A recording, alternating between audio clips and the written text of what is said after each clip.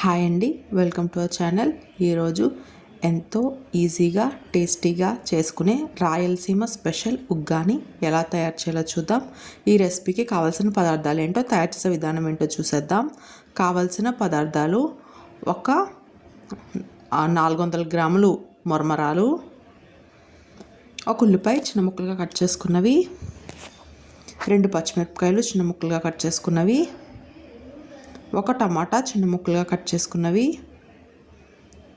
1 spoon ఆవాలు, 1 spoon జీలకర్ర, కరివేపాకు 2 రెమ్మలు, రుచికి సరిపడా ఉప్పు, 1/2 టీ స్పూన్ పసుపు, 1 స్పూన్ కారం, కొత్తిమీర కొద్దిగా, ఆయిల్ 2 టేబుల్ స్పూన్లు, ఎండు కొబ్బరి కొద్దిగా, పుట్నాలు 2 స్పూన్లు, 3 ఎండుమిరపకాయలు. ముందుగా ఒక మిక్సీ జార్లో పుట్నాలు, ఎండు కొబ్బరి అలాగే ఎండుమిరపకాయలు వేసుకొని మెత్తగా పౌడర్లా చేసి పక్కన పెట్టుకోవాలండి. ఇప్పుడు ప్యాన్ పెట్టుకొని ప్యాన్ హీట్ అయిన తర్వాత అందులో ఆయిల్ వేసుకోండి. ఆయిల్ హీట్ అయిన తర్వాత ఆవాలు ఇంకా జీలకర్ర వేసుకోండి. ఆవాలు జీలకర్ర కొంచెం ఫ్రై అయిన తర్వాత అందులోనే కరివేపాకు వేసుకోండి. ఇప్పుడు అందులోనే చిన్నగా కట్ చేసుకున్న పచ్చిమిర్చి ముక్కలు, అలాగే చిన్నగా కట్ చేసుకున్న ఉల్లిపాయ ముక్కలను వేసుకొని రుచికి సరిపడా ఉప్పు ఇంకా పసుపు వేసుకొని ఉల్లిపాయల్ని మంచి కలర్ వచ్చేంత వరకు కలుపుతూ ఫ్రై చేసుకోవాలండి. ఉల్లిపాయలు ఫ్రై అయిన తర్వాత అందులోనే సన్నగా కట్ చేసుకున్న టమాటా వేసుకోండి. టమాటాలు మెత్తగా గుజ్జుగా అయ్యేంత వరకు ఫ్రై చేసుకోండి.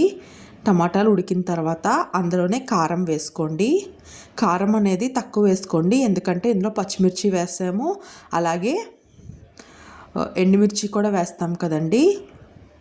ఇప్పుడు ముందుగా మరమరాల్ని వాటర్లో సోక్ చేసి వాటర్ అంతా పిండేసి ఆ మరమరాల్ని ఇందులో వేసుకొని బాగా 5 మినిట్స్ కలుపుకోవాలండి.